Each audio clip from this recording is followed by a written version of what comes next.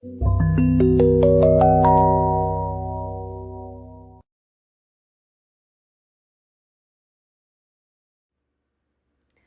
friends, my name is Allison and I'm an expressive arts and play therapist. Today we're going to be exploring a few different toys in my collection, but what they all have in common? They're great for building the imagination. Okay everyone, so the first toy I'm going to be showing you guys today is my Legos.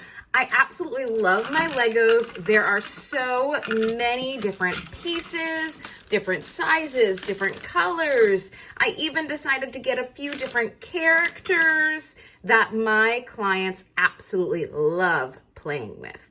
So the great thing about Legos is that you can get the traditional Legos from pretty much any store. Things like Walmart, you can go to Kohl's, you can go to Amazon. They're really great. And actually, if you're looking for a cheap way, dollar stores even sell Lego compatible bricks. I find there's really no difference between those and the traditional name brand Legos. In fact, I have been able to find more characters from dollar stores than just character sets with Lego brand. So they're really great. Like I said, my clients love them. The characters even have some movable limbs that the stiff Lego brand characters don't really do. There's lots of facial expressions. They're customizable, so you can take apart their different parts, change up their hair, their faces. It's really so amazing just to be able to see all the different choices that you can give. I have this character laying right here. So this is actually something that I just kind of quickly put together. Another thing that I bought with my Legos is I actually did decide to buy a really cheap, like $5 kit. And what I really like about this kit, I'll show you the little instruction book here, is it has 3 different little characters that you can build, and it actually gives you step-by-step instructions on what pieces you need and how to build them. This is amazing for practicing, your listening skills with kids, or practicing frustration tolerance, communication. A lot of times my clients will have me find the piece while they put it together. It's really such a great tool. Like I said, only $5 to add to my kit. Really great. And you can see how many Legos I really have here. And yet they can all fit in a tiny little, probably handful here. And they fit perfectly in my travel therapy tools. So I really love this. I also decided to get one of these square baseboards. I chose gray just because it could use any kind of color with it. A lot of people use like green for grass or red for lava, blue for water. So that's why I kind of went with gray, so that way you can kind of pretend it's whatever you want. Also, you can attach the pieces to cover the board if you want to. So my Legos are really awesome. I have seen kids become so creative with this. Clients of all ages just love Legos. Honestly, it's such a nostalgic thing that even I had as a child. So being able to create, the standard house, or seeing some clients were really into Among Us. So they'd create their own Among Us with the Legos, which I thought was just so fascinating. So my Legos, what a great tool. So for today's video, I'm going to do things a little bit different. I'm going to go ahead and talk about the play themes and treatment goals after each different toy, because even though there are a lot of similarities, there's also quite a few differences. So first, let's jump into the play themes for the Legos. Now, there's quite a few play themes that can go along with Legos, including power and aggression themes, family and nurturance themes, control and safety themes, relationship themes, and self-regulation themes. I'm going to put up a little visual of all of those included in those themes that this could kind of have to do with Legos. I've noticed about these themes is it really does depend on the kind of Legos you have. If you only have the building blocks and don't have any characters, it might be a little more difficult for those power and aggression themes or even the family and nurturance themes to show up. However, there's almost always going to be that building going on, that sorting play. I also see a lot of clients, because they're used to playing Legos maybe alone at home, that independence in the relationships themes can show up a little bit there too. Jumping into those treatment goals. Now, I warn you, there is quite a lot.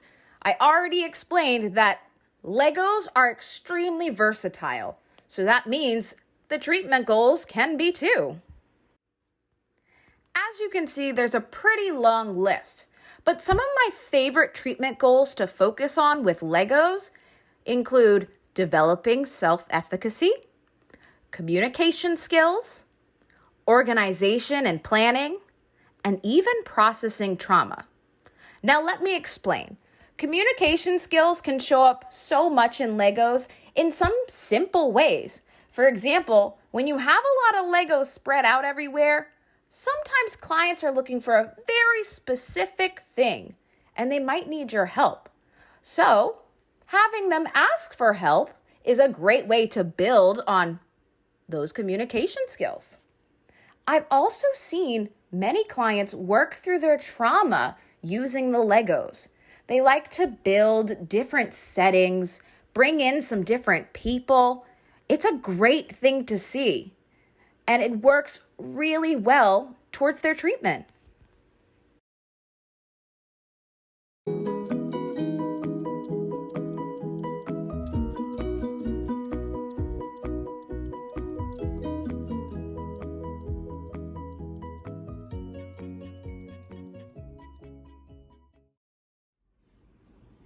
So the next tool I want to show you is my mini Jenga set. I really love Jenga by itself. It's a great game to play. Tons of ways to make it therapeutic. I've seen plenty of clinicians write questions on the Jenga. Great for, rapport building, or you can even specialize your questions for a specific therapeutic goal. I don't have anything written on mine. They are pretty small, so I might have to write a little smaller. Just for size comparison, 3 of these still fit right in the palm of my hand here. So it actually takes a lot of concentration, a lot of impulse control in order to do mini Jenga. It's a little more difficult to pull and slide pieces out.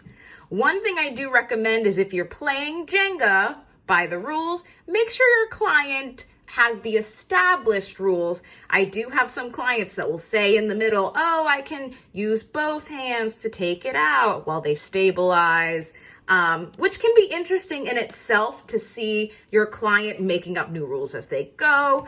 Kind of shows you whether or not they can handle the thought of losing, that frustration tolerance coming back in there. So Jenga's really cool, not only to play as Jenga, but also I've seen many of my clients use these as building tools. They simply like the kind of plainness to this because it really opens up an opportunity for your imagination. I've seen very tall towers be built from this, houses, castles. The imagination is amazing. For example, one little brick right here, I've seen used as a refrigerator. I've seen tables, houses. What's also fun is, along with some of my other tools, clients will like to use them together. For example, doing a Jenga house with the Lego people inside. So it's really cool. Multiple uses on these that it really makes it worth buying. In fact, you can get this from so many stores, just like your Lego set. I find the most likely place to find a mini Jenga set is definitely the dollar store. So again, sticking with cheap prices, but multiple uses. Let's move on to the play themes for Jenga. Now, I know what you're thinking. Jenga's a pretty simple game, But like I said in my video, there can be many uses for Jenga other than the traditional game. Here are some common play themes with Jenga: control and safety themes, relationship themes, and self-regulation themes. Of course, even if you're playing that traditional Jenga game, you're going to see a lot of those self-regulation themes of doing and undoing and repetitive play.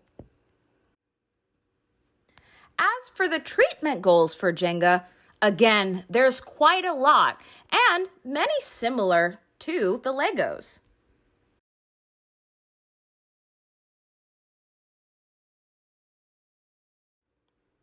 Here are some big treatment goals that I often see with Jenga: distress tolerance, learning self-control, and impulse control. I think it goes without saying that Jenga can be pretty tough balancing those little bricks and maybe even taking away without things falling. It's really going to test your client's skills in this way.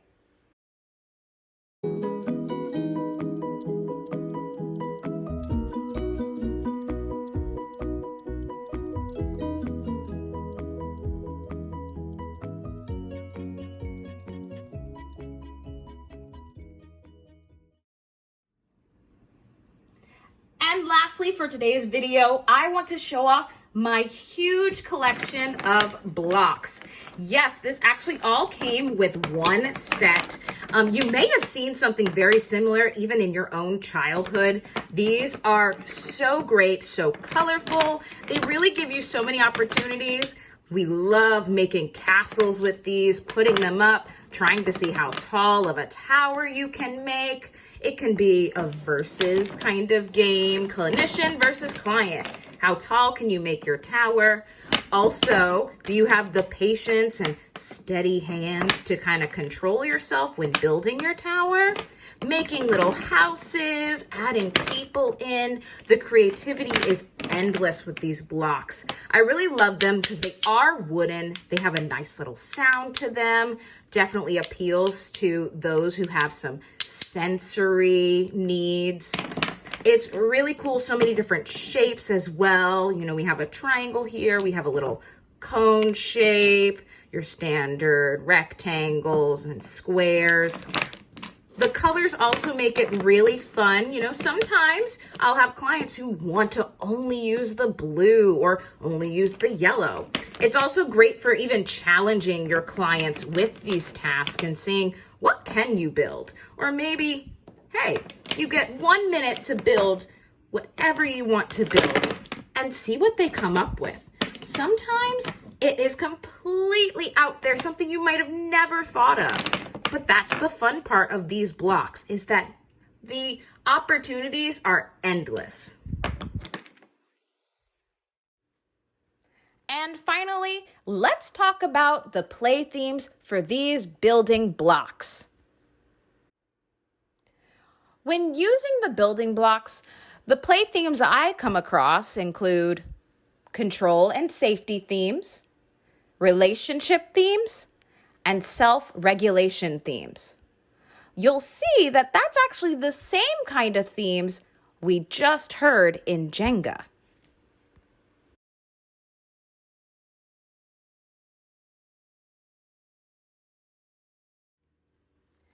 Now let's talk about those treatment goals for the building blocks. What I see a lot with the building blocks are communication skills, impulse control, and decision making. Now, definitely there's a whole huge list of other treatment goals that you've also seen in our previous 2 building toys.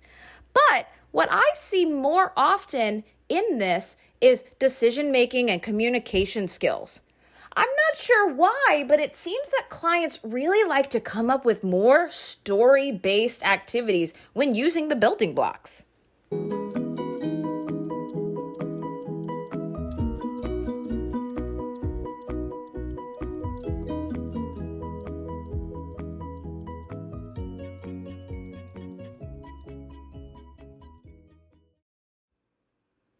Here are some activities I like to do with these different toys.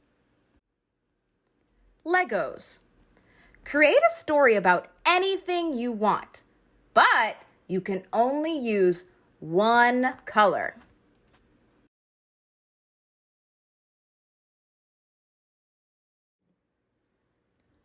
Jenga. Who can build the tallest tower without it falling over? Want another challenge? You only get 1 minute. If your tower falls at all, you lose.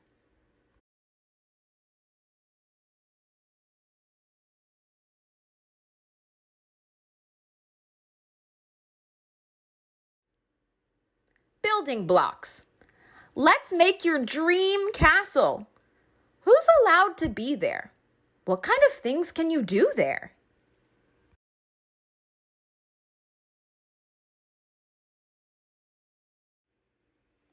I'm curious, are there any other building toys that you like to use? What do you like about them? Leave a comment down below. And that's some of the toys I have that are great for building. If you'd like to get one of these for yourself, the links are in the description below. Thanks for exploring with me. Don't forget to like this video and subscribe to my channel for more. And remember, enjoy playing.